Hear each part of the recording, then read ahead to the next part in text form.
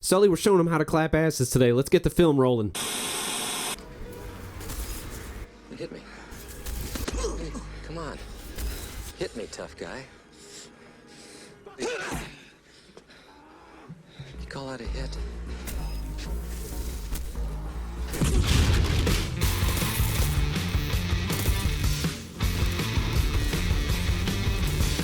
The Season of the Worthy should have been called the Season of the Fist because Thunder Coil is back and it's better than it ever was before. This one is extremely easy and doesn't require any worthy mods in the event that you haven't had a chance to snag any of them yet. So, here we are with skill trees. Like I said, this one is easy and you only need two things: Gambler's Dodge and Combination Blow. Middle and bottom trees are worthless for what we're trying to do here. Now, for those of you who don't already know, Gambler's Dodge recharges your class ability anytime you dodge roll near enemies, and Combination Blow increases melee damage with each charged melee kill, stacking on itself 3 times. The base increase to melee damage is adequate even when unassisted by any other abilities, and on the final stack, a charged melee will hit for a huge amount of damage, but we're only just getting started. Now, you will need Liar's Handshake. I've covered this exotic 1,000 times before because it's a godsend for anyone who's ever wanted to backhand someone else with a knife. There are 2 ways to activate it. You can either strike a target with a melee attack, and the following melee attack will be a cross counter, or you can get hit in the mouth by something, and that will also trigger cross counter.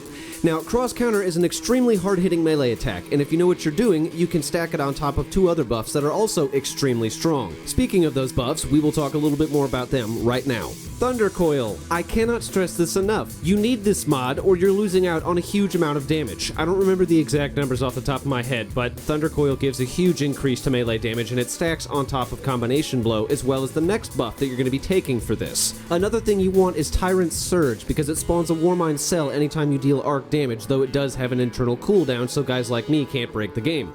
If your fists just can't seem to finish the job, the Warmind cells will, especially if you have burning cells, which makes them burn targets for a short amount of time.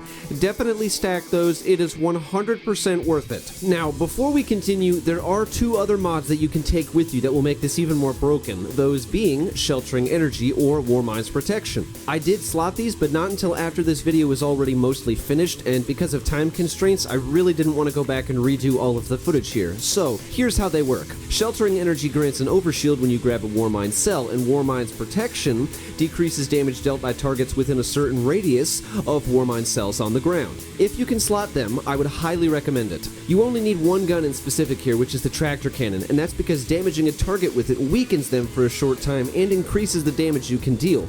We can use this in conjunction with 1-2 Punch, which leads me to the next gun.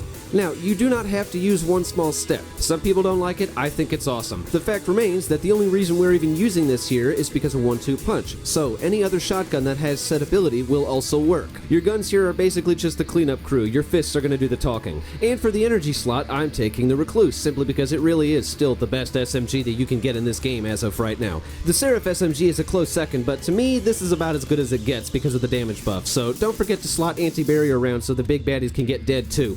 Now, like I said earlier, there's only one thing that really matters here, and that's the fact that your fists are doing all the talking. Your guns? They're just kind of here. They're just along for the ride. So, let's look at some combat footage. This is an extremely easy strategy to learn and even easier to master. Before anything else, you build stacks of Combination Blow and you move in for the kill. When you have your target within line of sight, hit it with the Tractor Cannon, swap over to your shotgun, blast it with 1-2 Punch, and then hit it with Cross Counter. Bam! Instant death on a stick. Now, Cross Counter will heal you with every charged melee kill, so that'll take a good amount of damage off of your shoulders, but if you find yourself still getting your dick smashed in the dirt, remember you're creating Warmind cells with nearly every melee attack, so slotting Sheltering Energy can assist even more so in that area because it gives you an overshield every time you grab a cell. So now you have titanium fists that can smash teeth into a fine handful of enamel dust, and it sounds great. It's a blast, I tell you. It's a damn blast. But before we end this video, let me share a little on how all of this works together. Combination Blow offers a modifier that stacks on top of itself by nature, so what we're doing here is stacking a damage debuff and 2 damage buffs all together at the same time. In a very specific order, I might add. We start with Combination Blow, we hit it with Tractor Cannon, weaken it with 1-2 Punch, and then utilize Thunder Coil with Cross Counter. All of these synchronize with one another and allow you to deal astronomical amounts of damage, so yeah, it's cool to say the least. Thunder Coil gives, at the very least, a 15% increase to all arc melee damage, whether or not it's charged, and 1-2 punch provides another buff above that. And then at the end of all of this, the tractor cannon weakens enemies and gives you yet another damage buff. And lastly, I tend to test things in lost sectors before going out into high-level instances because it's just kind of faster that way, so sorry about what seems like recycled footage. But that's about all I've got for today. But since I'm sitting at home wasting away because of quarantine, there will be plenty more videos flying out the door left and right, so don't go too far. I do hope you enjoyed this video, and if you did, don't be afraid to leave a like or a comment, or even just tell me that I suck.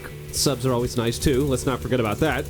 My goal is to reach 1,000 before my birthday in October, so I will shamelessly kiss anyone who contributes to that straight on their lips, and I will regret absolutely nothing. Until next time, Jayboy out.